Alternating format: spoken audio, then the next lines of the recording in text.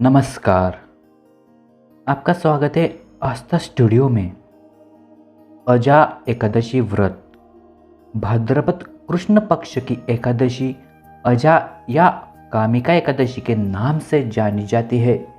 इस दिन की एकादशी के दिन भगवान श्री विष्णु जी की पूजा का विधान है। अजा एकादशी का एक अलग ही महत्व है।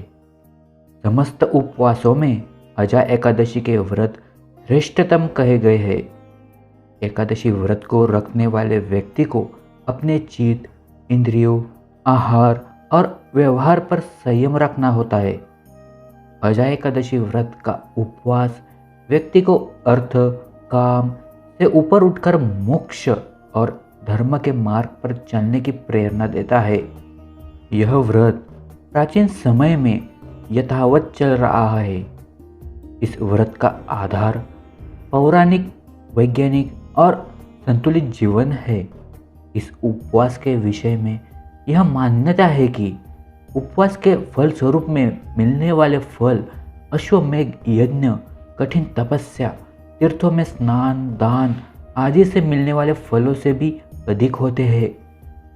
यह उपवास मन निर्मल करता है, हृदय शुद्ध करता है तथा सद्मार्ग की ओर प्रेरित करता है। अजा एकादशी की व्रत की कथा इस प्रकार से है।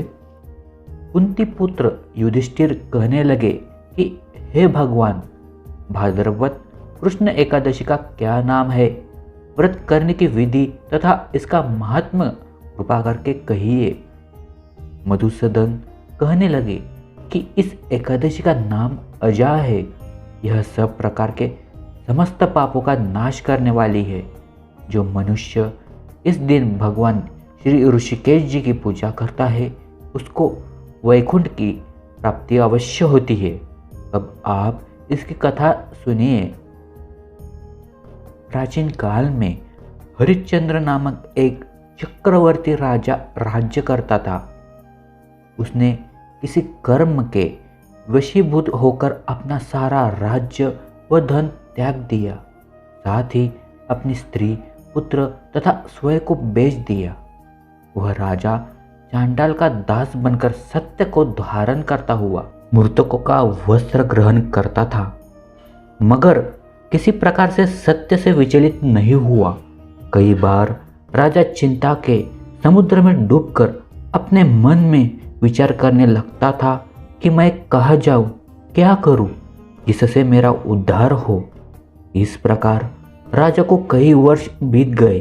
एक दिन राजा इसी चिंता में बैठा हुआ था कि गौतम ऋषि आ गए।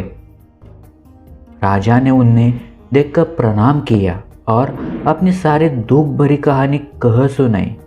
यह बात सुनकर गौतम ऋषि कहने लगे कि राजन, तुम्हारे भाग्य से आज से 7 दिन बाद भाद्रपद कृष्ण पक्ष की अजा नाम की एकादशी आएगी। तुम विधि पूर्वक उसका व्रत करो। गौतम ऋषि ने कहा कि इस व्रत के पुण्य प्रभाव से तुम्हारे समस्त पाप नष्ट हो जाएंगे। इस प्रकार राजा से कहकर गौतम ऋषि उसी समय अंतत ध्यान हो गए। राजा ने उनके कथनानुसार एकादशी आने पर विधि पूर्वक व्रत व जागरण किया।